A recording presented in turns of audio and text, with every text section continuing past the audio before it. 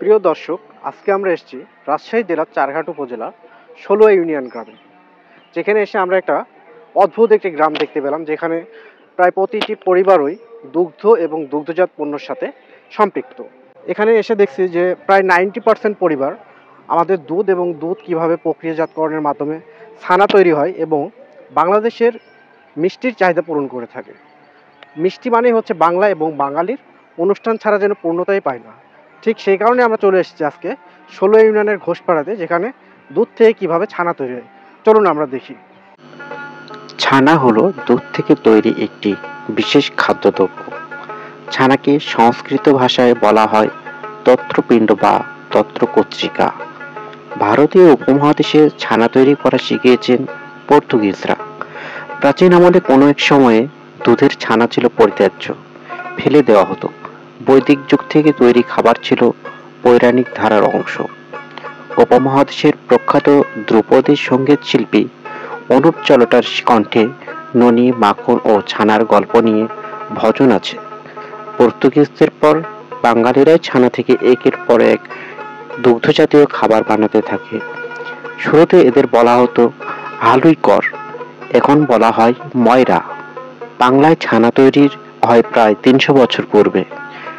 প্রস্তুত প্রণালী যেভাবে করা হয়, শিরকার সঙ্গে সমপরিমাণ জল যুক্ত করা হয়, দুধ উনুনে ফোটানো হয়, ফুটে ওঠা মাত্রই শিরকা দিয়ে আগুন থেকে নামিয়ে ঠান্ডা করে ফেলা হয়। দুধের ছানা ও জল আলাদা হলে সঙ্গে সঙ্গে দুধ একটি কাপড় বা ছাঁকনিতে ঢেলে খোলা বাতাসে ৬ থেকে ৭ ঘন্টা রাখা হয়। জল ঝরে গেলে ছানা ঠান্ডা জায়গায় রাখা হয়। ছানা দিয়ে সন্দেশ, মিষ্টি, রসগোল্লা ইত্যাদি তৈরি করা হয়।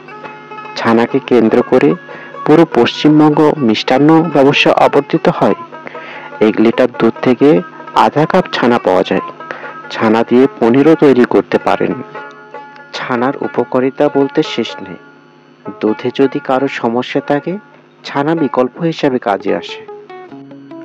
আর এই বিভিন্ন প্রক্রিয়াজাতকরণের মাধ্যমে সুস্বাদু মিষ্টিতে রূপান্তরিত করা হয়। আর এই দীর্ঘ প্রসেসিং বা প্রক্রিয়াজাতকরণের পেছনে থাকে এই প্রান্তিক ঘোষেরা বা ছানা তৈরির কারিগররা। বাংলা এবং বাঙালির অনুষ্ঠানে ছানা তৈরির মিষ্টি ছাড়া যেন পূর্ণতাই পায় না। আর মিষ্টির নাম শুনলে কার না জিভে জল আসে। আর এই ছানা থেকেই তৈরি হয় বিভিন্ন পদের বাহারি নামের মিষ্টি, যেমন রাজশাহীর রসকদম, রসমালাই, রসগোল্লা, কালোজাম, সন্দেশ, রাজভোগ, নাটোরের সুস্বাদু কাঁচাগোল্লা, চমচম ইত্যাদি ইত্যাদি। এই দীর্ঘ প্রসেসিংয়ের পরে আমাদের এই সুস্বাদু মিষ্টিগুলো আমরা পেয়ে থাকি। তো দর্শক, দেখুন যে কিভাবে ছানাগুলো বিভিন্ন প্রক্রিয়ার মাধ্যমে প্রসেসিং করা হচ্ছে এবং ছানাগুলো তৈরি হয়ে গেছে। এখন ছানাগুলো থেকে ছানার যে পানিটা থাকে সেটা ঝরিয়ে নেওয়া হচ্ছে।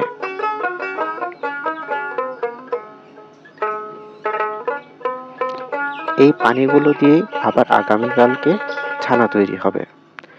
দেখুন, ছানাগুলো সুন্দর একটি ন্যাকড়াতে পানি ঝরানোর জন্য রেখে দিয়েছে। এই হচ্ছে ১৬ ইউনিয়নের ঘোষপাড়াতে আমাদের এক ছানার কারিগর ভাই আছে, যিনি হচ্ছে যে তিনি সাগর ভাই। সাগর ভাই, কেমন আছেন আপনি? ভালো আছি ভাই, ভালো আছেন? জোরে বলতে হবে। ভালো আছি ভাই, ভালো আছেন? আচ্ছা, আমি শুনলাম যে হচ্ছে আপনি নাকি বিশাল মাপের ছানার কারিগর। আপনাদের হচ্ছে এই শুরুটা কেমন, আমাকে একটু বলবেন? শুরুটা হচ্ছে ভাই, শুরুটা বলতে গেলে হচ্ছে এটা আমাদের বাপদাদার ব্যবসা।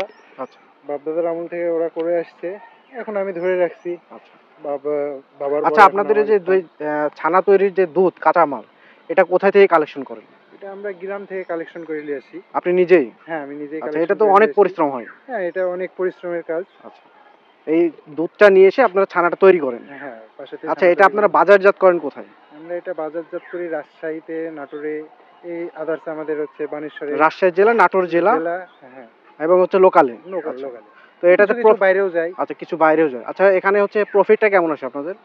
প্রফিট তেমন কিছু নাই, ওই খায় পরে দিন যায়। আচ্ছা, ডাল ভাত খেয়ে দিন যায়। এই ব্যবসায় তেমন কোনো লাভ নাই। এই ব্যবসাতে যা ব্যবসাটা ধরে রাখার জন্য, ঐতিহ্যটা ধরে রাখার জন্যই আপনারা টিকায় রাখছেন, এই তো? এখন বাপদাদার ব্যবসা ঐতিহ্য ধরে রাখছি এটাই। এই প্রক্রিয়াটা তো ভাই অনেক হচ্ছে, আপনার হচ্ছে অনেক হচ্ছে পরিশ্রম করা লাগে। হ্যাঁ ভাই, এখানে অনেক পরিশ্রম। সকাল থেকে যতক্ষণ ছানা না বিক্রি করে আসবো ততক্ষণ পর্যন্ত একই রকম পরিশ্রম। সকাল থেকে কয়টা পর্যন্ত আপনাদের? প্রায় সন্ধ্যা পর্যন্ত, সকাল 6টা থেকে দেখা যাচ্ছে সন্ধ্যা 7টা পর্যন্ত একইভাবে পরিশ্রম করা লাগে।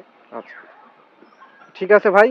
দেখছেন আপনারা হচ্ছে যে ছানা তৈরির কারিগর, যাদের জন্য আমরা বাংলাদেশে যারা অনুষ্ঠানে যে মিষ্টি ছাড়া যে আমাদের পূর্ণতা পায় না, সেই মিষ্টির স্বাদ উপভোগ করার জন্য যারা হচ্ছে আমাদের এই যে এরকম সাগর ভাইয়ের মতো যারা কারিগর আছে, তারা আমাদের অক্লান্ত পরিশ্রমের মধ্য দিয়ে আমাদেরকে মিষ্টির আঘ্রাণ এবং হচ্ছে সুঘ্রাণটা আমাদের পাইয়ে দেয়। তো ঠিক আছে দর্শক, আজকে এ পর্যন্তই। সবাই সুস্থ থাকবেন, সুন্দর থাকবেন। ধন্যবাদ।